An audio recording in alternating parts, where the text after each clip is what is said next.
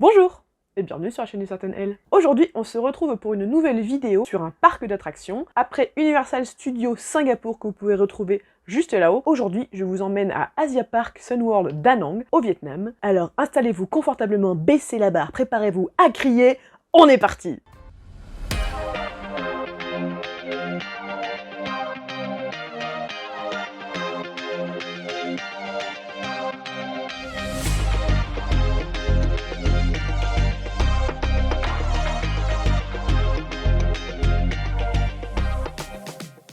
Alors, avant de vous parler de Asia Park Sunworld Da Nang, un petit aperçu des parcs d'attractions au Vietnam. Il faut savoir qu'au Vietnam, c'est très récent d'avoir des parcs d'attractions. Les premiers datent en gros des années 2007, 8, 10, surtout 12, 15. Le parc dont on parle aujourd'hui a ouvert en 2015 et en fait c'est la compagnie Sunworld, le Sun Group, qui a été créé en 2007, qui est un très gros groupe d'immobilier au Vietnam qui a décidé de créer des parcs d'attractions et des parcs à thème en général. Le premier étant Bana Hills, qui est un parc assez connu au Vietnam mais où il n'y a pas du tout d'attractions, c'est vraiment un parc avec des espèces de grandes statues pour faire des photos et tout, un truc très asiatique on va dire. Et le concept vraiment de parc d'attractions, c'est très neuf au Vietnam, parce que le développement du Vietnam est assez récent également. Du coup, il y a assez peu de parcs avec assez peu d'attractions au Vietnam, mais il y a quand même quelques petites pépites assez sympathiques. Alors il y a deux autres parcs dont je ne pourrais pas vous parler parce que je n'y suis pas allée, mais dont j'ai entendu parler, et il y a des coasters qui ont l'air fort sympathiques. Donc je suis un peu triste de ne pas y être allée. Vous avez Sunworld à Ha Long, où il y a un petit B&M qui a l'air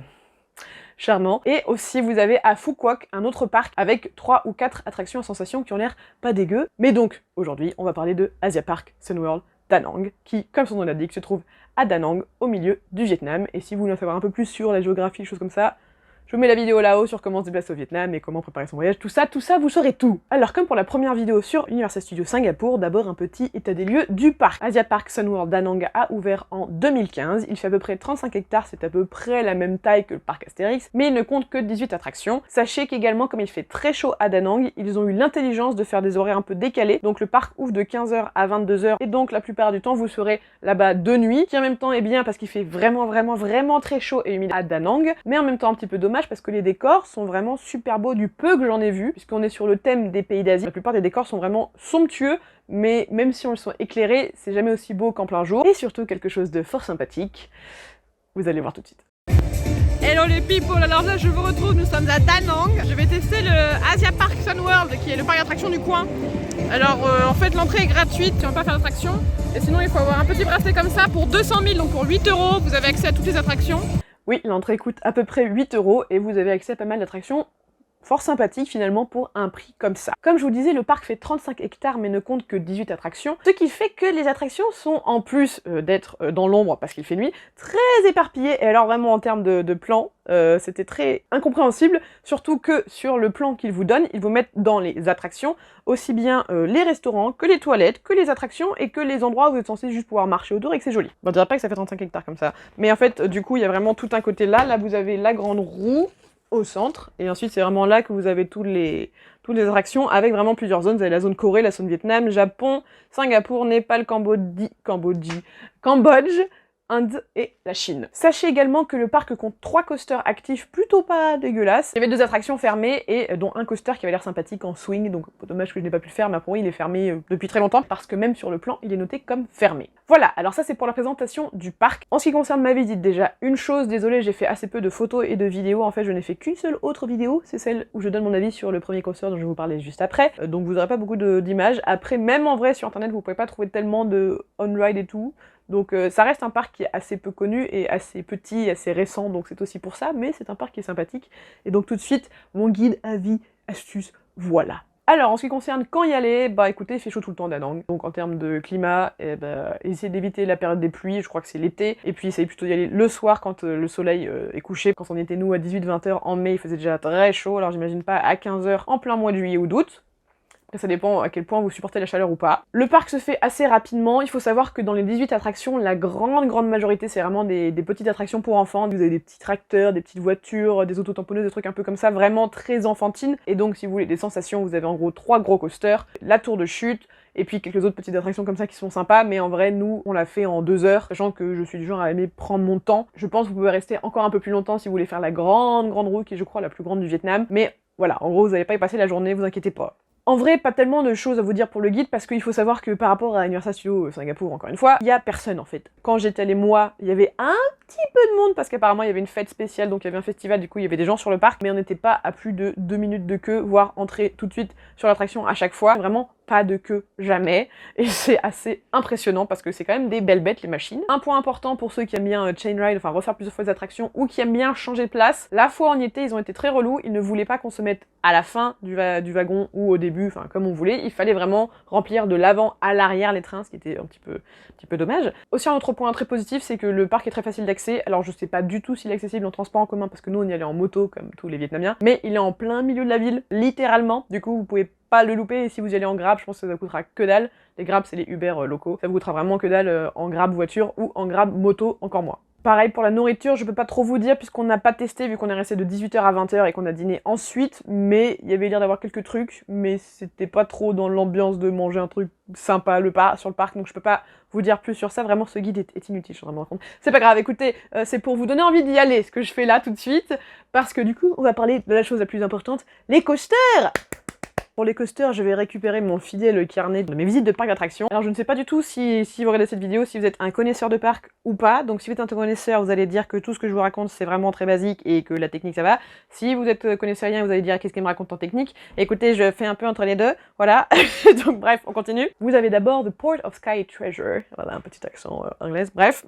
Donc c'est un train de la mine motorisé de Vekoma qui date de 2008. Mais il a été racheté pour être mis dans ce parc-là en 2015 seulement, donc à l'ouverture du parc. Le Port of Sky Treasure, donc c'est un train de la mine qui est super intéressant parce qu'en fait, c'est la première fois que je fais ce genre de train-là. Déjà, il est très très très long, comme la plupart des trains de la mine. Pour ceux qui voient pas ce que c'est un train de la mine au passage, c'est comme Big Thunder Mountain à Disney. Voilà, c'est ce style-là. Et donc, ce qui est intéressant avec ce train de la mine-là, c'est qu'en fait, vous avez d'abord un lift, donc c'est le moment où vous montez. Et ensuite tout un bout de parcours, et ensuite un deuxième lift où vous montez encore plus haut, et ensuite tout un bout de parcours. Ça fait un peu comme sur les bûches, sauf que ça, j'ai assez rarement vu ça sur un coaster, et c'était du coup assez...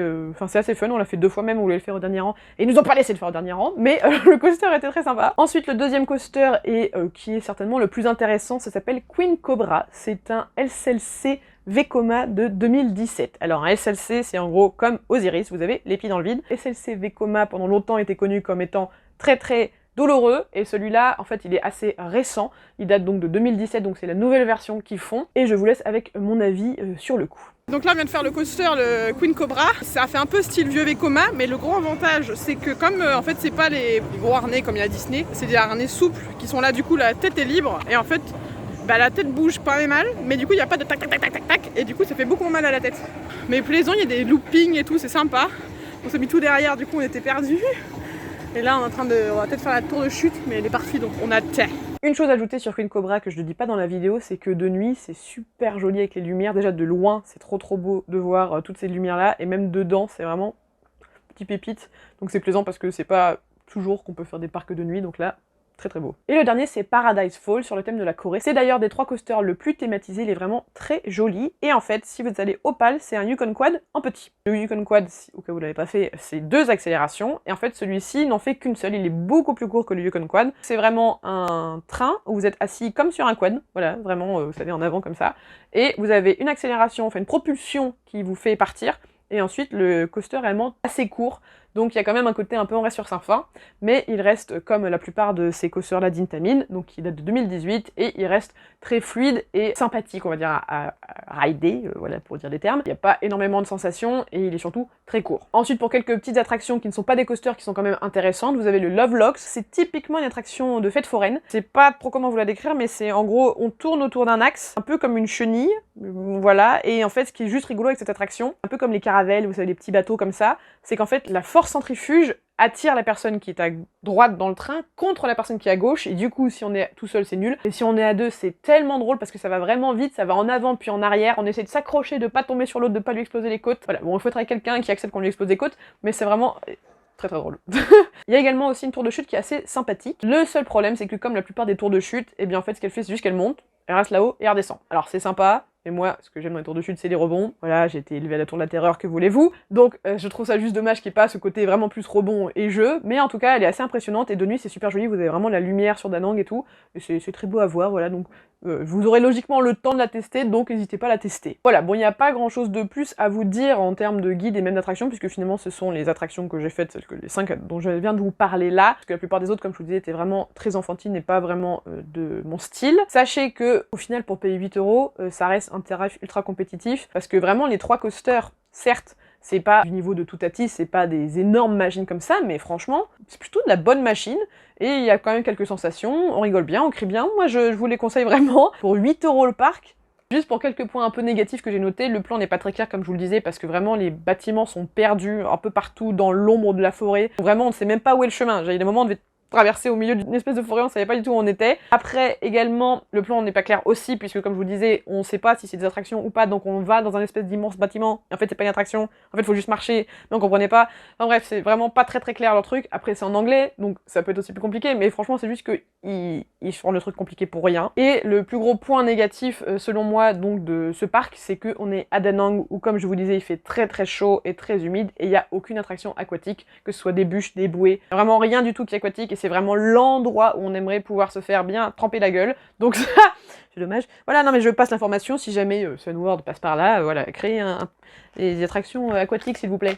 Voilà, donc pour résumer, c'est un parc que je vous conseille parce qu'il coûte que dalle et que pour 8 €, franchement, vous sortez avec plutôt des bonnes attractions, une superbe théma, un beau lieu globalement, et puis vraiment, c'est juste plaisant de pouvoir entrer directement sur l'attraction et de pouvoir la refaire autant de fois qu'on veut. Bien sûr, il faut aller jusqu'à Da Nang, donc je vous dirais pas d'aller au Vietnam juste pour faire cette attraction-là, enfin de faire ce parc-là. Mais si vous êtes au Vietnam et que vous passez, franchement Da Nang c'est au milieu, donc vous avez grande chance de passer par là, bah franchement je vous le conseille, parce que c'est l'histoire d'une après-midi, enfin franchement vous arrivez à Da Nang à genre 5 h, vous allez faire 2 h sur le parc, vous allez dîner le soir et le lendemain vous avez autre chose à faire, ça passe crème, donc vraiment je vous le conseille. C'est un petit parc, je pense qu'il va évoluer aussi, parce que comme vous avez vu dans les dates des constructions des coasters, ils sont assez efficaces, enfin, franchement il y a de la bonne volonté on va dire dans le fait de créer plus d'attractions, ils ont des belles thémas, encore une fois je me répète, mais c'est quand même plaisant dans un petit parc comme ça d'avoir des lieux aussi beaux, d'avoir vraiment un souci du détail, même si les attractions sont pas trop thématisées jusqu'au bout, on a quand même des belles gares, on a surtout des très beaux bâtiments à l'extérieur. Encore une fois j'ai pas de photos à vous montrer, je me sens un peu kéké, mais c'est pas grave, croyez-moi sur parole s'il vous plaît. Donc mon avis c'est allez-y si vous êtes dans le coin, et puis passez un bon moment, parce que franchement, encore une fois, pour 8 €, bah ça les vaut grave. Et voilà, c'est la fin de cette vidéo, j'espère qu'elle vous aura donné envie d'aller faire un tour à Asia Park Sun World Da Nang. Si jamais vous y êtes déjà allé, n'hésitez pas à me dire en commentaire ce que vous en avez pensé, si ça vous a plu également, et si vous êtes des fans de coaster, bonjour.